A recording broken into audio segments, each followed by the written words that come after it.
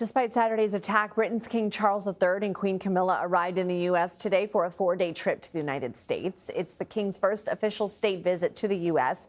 since he took over the throne after the death of his mother, Queen Elizabeth II, in 2023. The couple's trip marks the first royal state visit since President George W. Bush hosted the Queen in 2007. It comes as U.S.-UK relations are strained with the war with Iran. President Trump has criticized Prime Minister Keir Starmer's refusal to provide military aid to the U.S.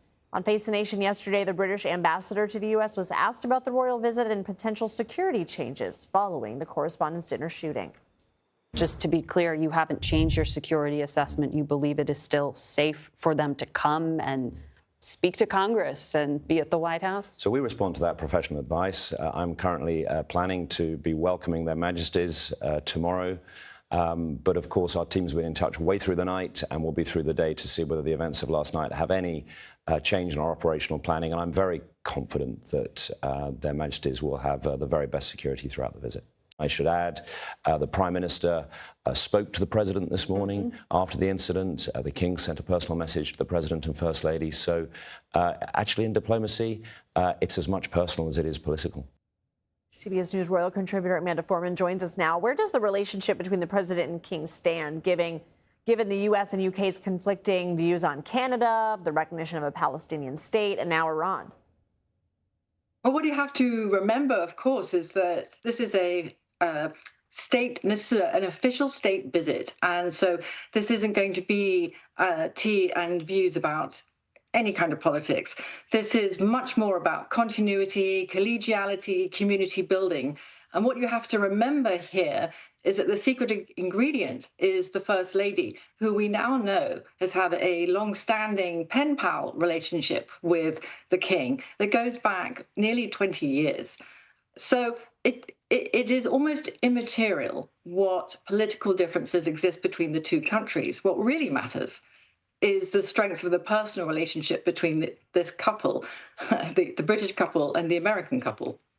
What topics do you think the King is going to address before Congress tomorrow? Well, as we know, it's not going to be a political speech, but it's going to be a really momentous one. He's only the second British monarch to address Congress. It was his mother who did it in 1995, and that was after the Gulf War. This one, which will be as part of the 250th celebration of War of Independence, is going to be about shared values, shared vision, shared sacrifice. And this is going to be reinforced by what happens in New York when they visit the 9/11 Museum.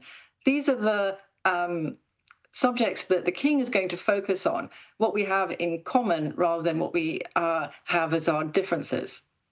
Can you talk a little bit more about the historical significance of this visit and maybe some past events that really stick out in your mind? Yes, what's really extraordinary is that this king has visited the United States more than any other British monarch.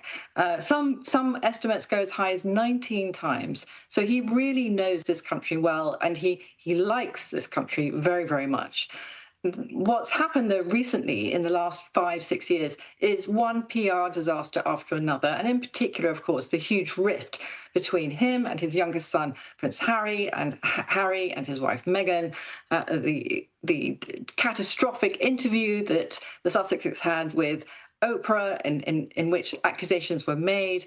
So what is really different here is that it's not just about cementing Anglo-American relations and reminding both countries what we have in common. It's also about the royal family on their own people, pomp and personality tour, as some people have dubbed it, as some insiders have dubbed it, in that, you know, the British are very good at doing pomp.